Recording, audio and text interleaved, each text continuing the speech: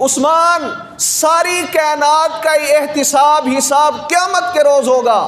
اس کی اچھائی اور برائی کا فیصلہ قیامت کے دن ہوگا، اس کے جنتی جہنمی ہونے کا فیصلہ قیامت کے دن ہوگا۔ لیکن آج تو نے اسلام پہ جان نثاری کی جو مثال قائم کی ہے، ما ضر عثمان ما عمل بعد اليوم، آج کے بعد تیری اچھائی کی، تیری نیکی کی، تیری جنت کی میں ضمانت اور بشارت دیتا ہوں۔ تو باقی زندگی جیسے چاہے گزار دے، تو جو کچھ کرتا رہے، تجھے کوئی نقصان نہیں پہنچے گا، تیری جنت کی ضمانت پیغمبر عربی صلی اللہ علیہ وسلم دے رہے ہیں۔ ما ضر عثمان ما عمل بعد اليوم، عثمان آج کے بعد تو جو کچھ کرتا پھرے تجھ سے کوئی نقصان نہیں، تجھ سے کوئی سوال نہیں۔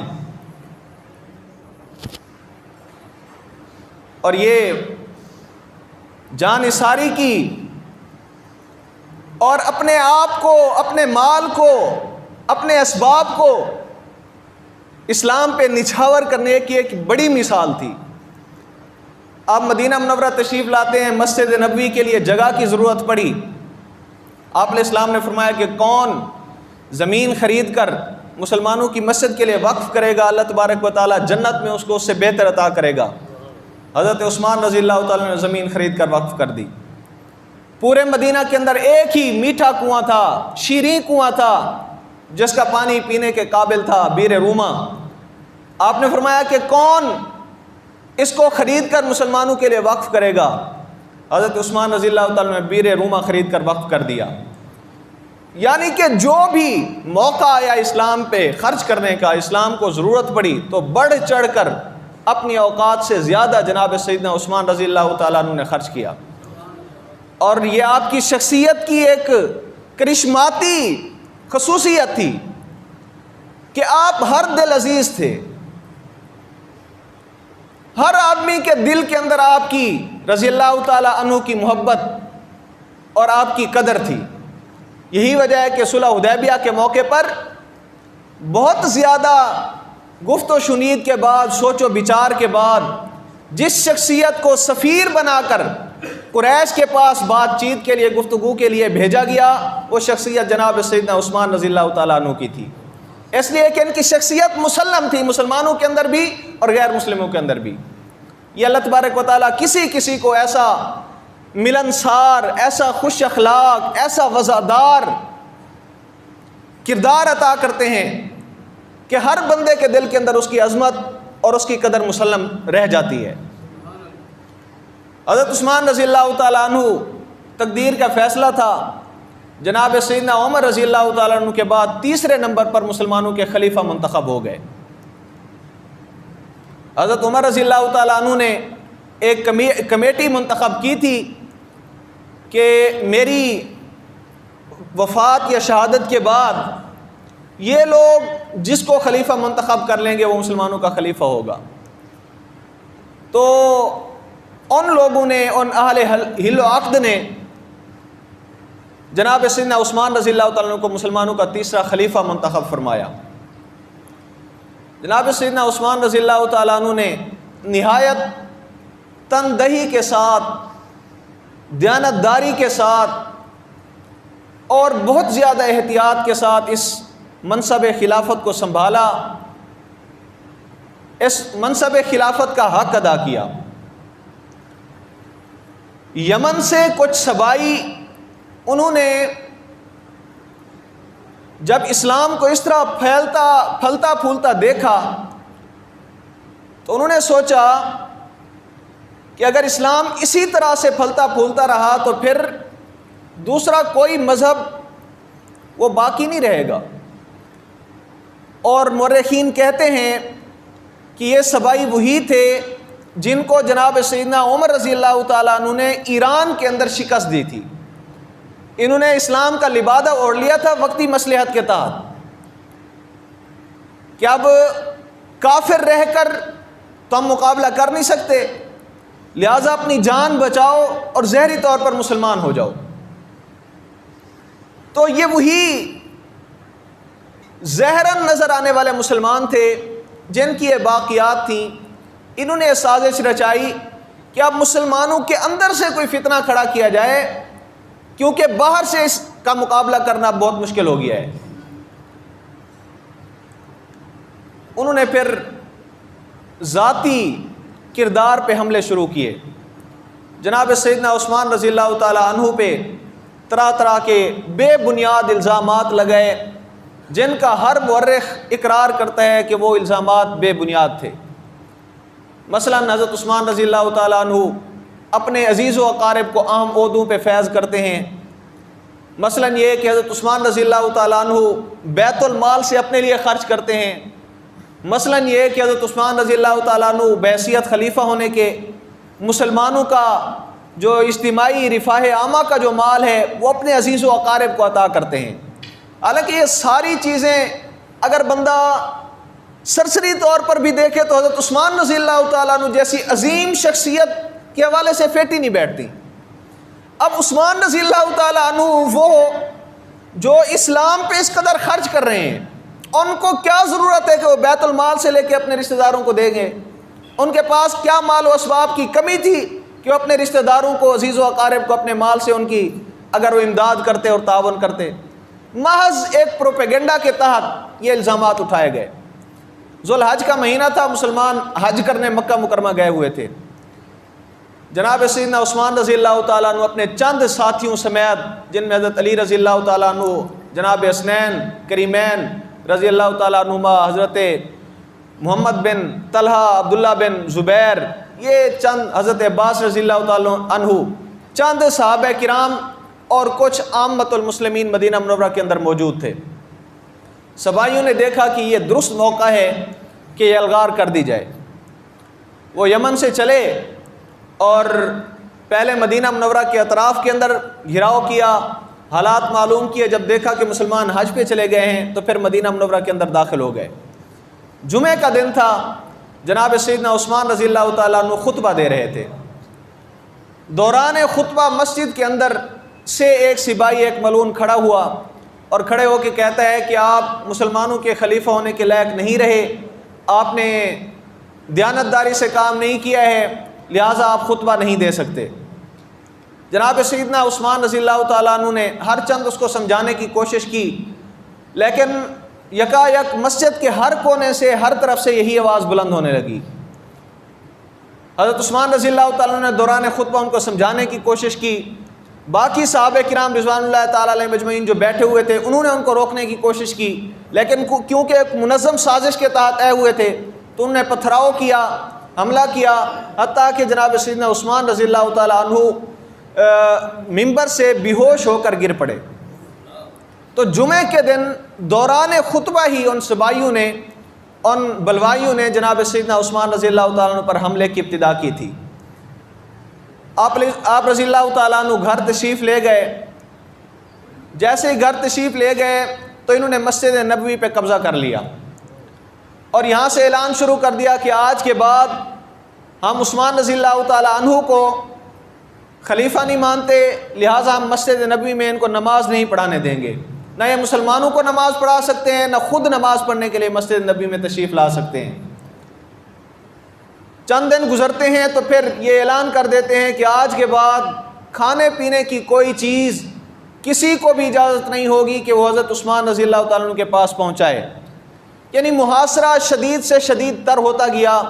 اور ہر آنے والا دن حضرت عثمان رضی اللہ تعالیٰ عنہ کے لیے مصائب اور مشکلات کے پہاڑ سامنے کرتا گیا اور کھڑا کرتا گیا۔ ایک دن حضرت عثمان رضی اللہ تعالیٰ عنہ اپنے گھر کی چھت پہ تشریف لائے اور ایک خطبہ ارشاد فرمایا، اور آپ نے انہی بلوائیوں کو خطاب کر کے فرمایا کہ کیا تم نہیں جانتے کہ جب آپ علیہ السلام مدینہ منورہ تشریف لائے تھے، مسجد کے لیے جگہ کم تھی، میں نے اپنے ذاتی مال سے جگہ خرید کر مسجد کے لیے وقف کی تھی، اور اس کی توسیع کو میں نے اپنے ذاتی جیب خرچ سے اس مسجد کو وسیع کروایا تھا، کیا آج تم اسی مسجد کے اندر مجھے نماز پڑھنے سے روکتے ہو؟ انہوں نے کہا ہاں بات تو سچ ہے، آپ نے ایسے ہی کیا تھا۔ پھر آپ نے فرمایا کہ تمہیں معلوم ہے کہ جب مہاجرین مدینہ منورہ تشریف لائے تھے تو انصار کے پاس اتنی قوت موجود نہیں تھی کہ ان کو میٹھے پانی کی فراہمی یقینی بنا سکیں، میں نے اپنے مال سے بیر روما خرید کر عامت الخلائق کے لیے، جس میں مسلمان بھی تھے، یہودی بھی تھے، سب کو اسے پینے کی اجازت دے دی تھی، اور آج تم اسی کنویں کا پانی مجھ پہ بند کر رہے ہو۔ انہوں نے کہا ہاں آپ نے ایسے ہی کیا تھا۔ پھر آپ نے فرمایا کہ کیا تمہیں وہ وقت یاد نہیں کہ جیسے اسرت کے اندر، غزوہ تبوک کے اندر، میں نے کثیر تعداد کے اندر سواریاں اور لوگوں کو اسلام کے خلاف ہونے والی سازش سے بچانے کے لیے اپنا مال اسباب فراہم کیا تھا؟ انہوں نے کہا ہاں بات تو ٹھیک ہے۔ پھر آپ نے فرمایا کیا تمہیں معلوم نہیں ہے کہ ایک دن میں اور جناب سیدنا صدیق اکبر، حضرت عمر، اور حضور اکرم صلی اللہ علیہ وسلم، یہ 4 شخصیات ایک پہاڑ پہ موجود تھے، اور پہاڑ ذرا ہلنے لگا تو آپ علیہ الصلوۃ والسلام نے اس پہاڑ پہ درہ مار کے فرمایا تھا اسبت یا جبل فإنما علیک نبی وصدیق وشہیدان، اے پہاڑ ٹھہر جا، تجھے معلوم نہیں ہے کہ تیرے اوپر، تیرے اس وقت پشت کے اوپر ایک نبی، ایک صدیق اور 2 شہید شخصیات موجود ہیں۔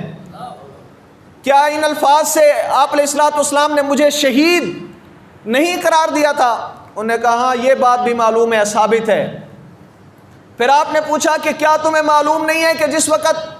کفار مکہ، قریش مکہ، وہ آپ کو عمرہ کرنے سے روک رہے تھے تو مسلمانوں کی طرف سے مجھے سفیر بنا کر آپ کا مقدمہ ان کے سامنے پیش کرنے کے لیے آپ علیہ السلام نے نہیں بھیجا تھا؟ اور کیا جب میری شہادت کی افواہ پھیل گئی تھی، خبر اڑائی گئی تھی، تو کیا آپ علیہ الصلوۃ والسلام نے میرا قصاص لینے کے لیے خود 13 یا 14 ہزار صحابہ کرام سے بیعت نہیں لی تھی؟ اور کیا اس بیعت کے وقت میں آپ علیہ الصلوۃ والسلام نے اپنے ہاتھ کو حاذی ید عثمان کہہ کر اپنے ہاتھ کو، میرا ہاتھ، نبوت کے ہاتھ کو عثمان کا ہاتھ قرار نہیں دیا تھا؟ وہ سنتے جا رہے ہیں اور ہر بات کی تصدیق کرتے جا رہے ہیں، اس لیے کہ یہ باتیں ایسی نہیں تھی جو اس وقت حضرت عثمان رضی اللہ تعالیٰ عنہ ابھی بتا رہے تھے، یہ زبان زد عام تھی، ہر بندہ جانتا تھا، اس کا انکار نہیں کر سکتے تھے، وہ ساری باتیں وہ تسلیم کرتے جا رہے ہیں۔ لیکن جب آپ رضی اللہ تعالیٰ عنہ نے خطبہ ختم کر لیا تو وہ اقبال کہتے ہیں کہ پھول کی پتی سے کٹ سکتا ہے ہیرے کا جگر، لیکن مرد ناداں کے لیے کلام نرم و نازک بے اثر، ان کے دلوں پہ کوئی اثر نہیں ہوا، انہوں نے کوئی اثر قبول نہیں کیا اور معاشرے کو شدید تنگ کر دیا، اور اب یہ اس قصر خلافت کے اندر داخل ہونے کی کوششیں کر رہے تھے۔ حضرت علی رضی اللہ تعالیٰ نے اپنے شہزادوں کو بلایا اور بلا کے فرمایا کہ حسن و حسین جاؤ، آپ کے چچا جناب سیدنا عثمان رضی اللہ تعالیٰ کے گھر کا محاصرہ کیا گیا ہے، تقوما علی باب عثمان، تم حضرت عثمان رضی اللہ تعالیٰ کے دروازے پر کھڑے ہو جاؤ، اور ضرورت پڑے تو اپنی جان دے دینا، لیکن کسی باغی کو، کسی بلوائی کو عثمان کے گھر میں داخل نہیں ہونے دینا۔ یہ تھی ان کے آپس کی محبت،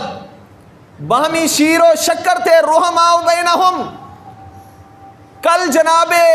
نبی کریم صلی اللہ علیہ وسلم جب ہجرت کے لیے تشریف لے کے جا رہے تھے، اپنے گھر کا پہرے دار علی کو بنایا تھا،